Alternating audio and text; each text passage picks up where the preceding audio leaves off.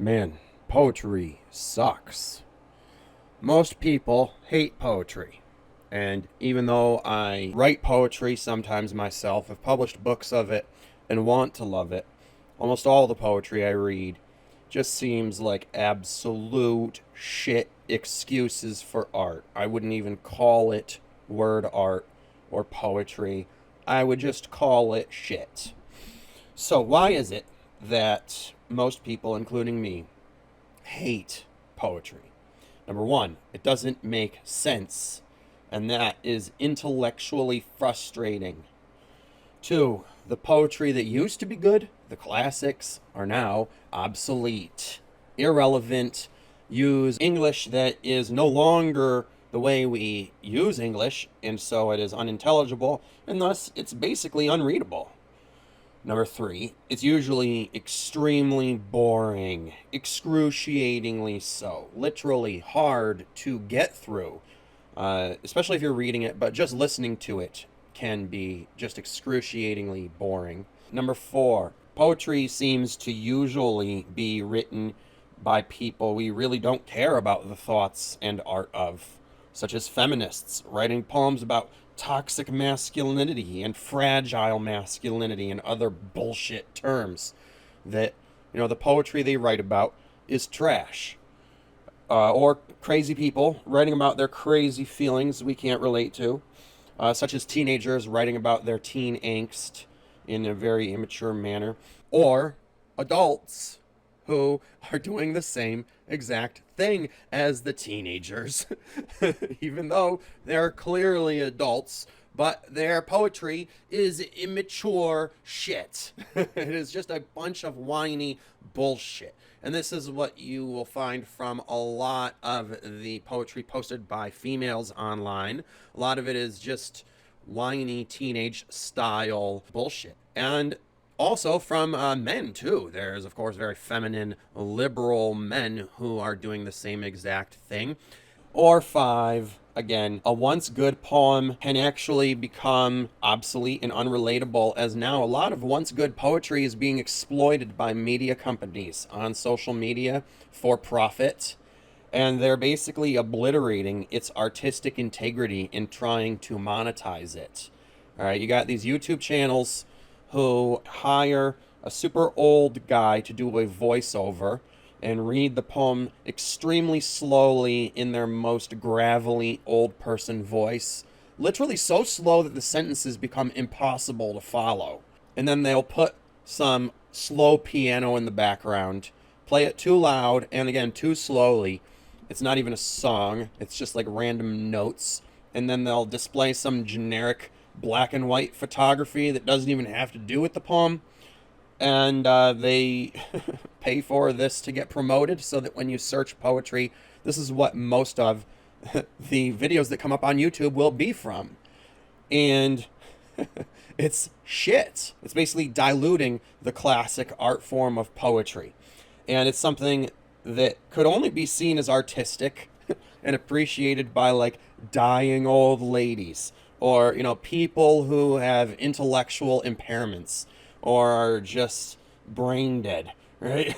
And will listen to anything. People who haven't actually studied art, but basically have nothing left to do with themselves except listen to things they find relaxing or something. Now, to each their own, of course. Everyone's allowed to make whatever art they want to and put it out there. But the problem is, when you search poetry or poems on YouTube, these 5 examples I've provided will be 100% of the search results. All right? The results that you get are just shit. And there is just no good poetry to be found on YouTube anymore. It's just a bunch of shit poetry that is painful to listen to.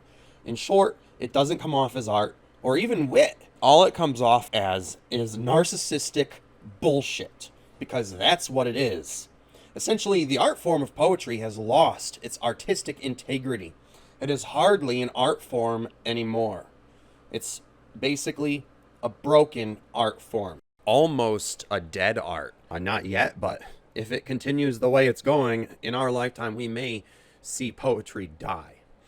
So, what can be done about this once great art form being basically obliterated by modern culture and the fucking shit people in it, and especially social media. Can it be fixed? And would it be narcissistic of me to feel as though I could potentially be the one to fix it? That I could possibly write poetry that doesn't do these things, that is different? Well, I'm going to try, and here's how I'm going to do it. I'm going to pull influence from something I'm even more passionate and enthusiastic about, something everyone seems to be enthusiastic about and loves, whether they realize it or not. And that is monologues. You see, even people who don't know what that word means love them. Monologues are the performance of words in acting. All right, when you are listening to an actor say anything in one of your favorite TV shows or movies, that is a monologue. All right, the reason we find TV so captivating is because of the monologues and the dialogues as well, when two characters are talking to each other.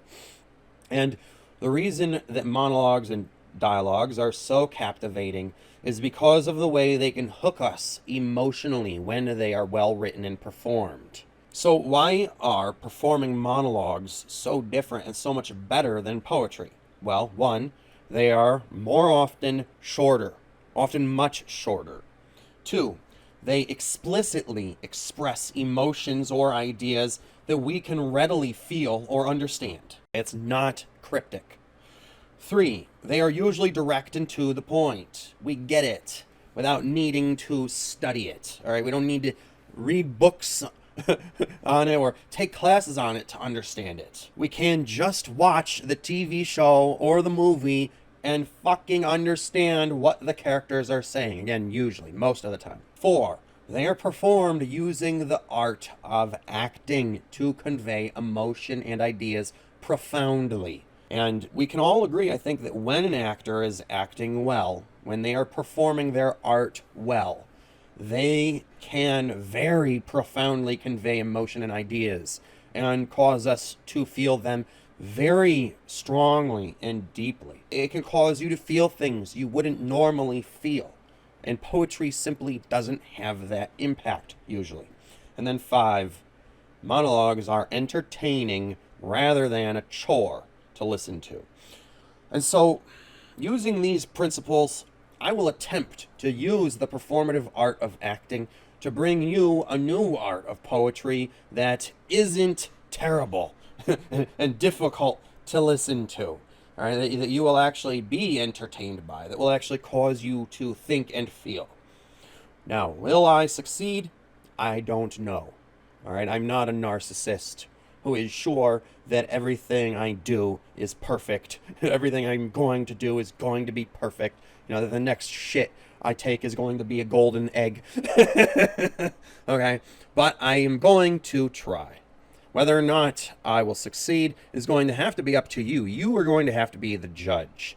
And so if you are someone who loves the arts, especially poetry, but faces similar problems as I do in trying to find poetry that doesn't suck, well, try mine that I am posting on the channel and leave me some constructive criticism if you think that there is room for improvement. And let's see if I can't bring you some poetic art that isn't shit.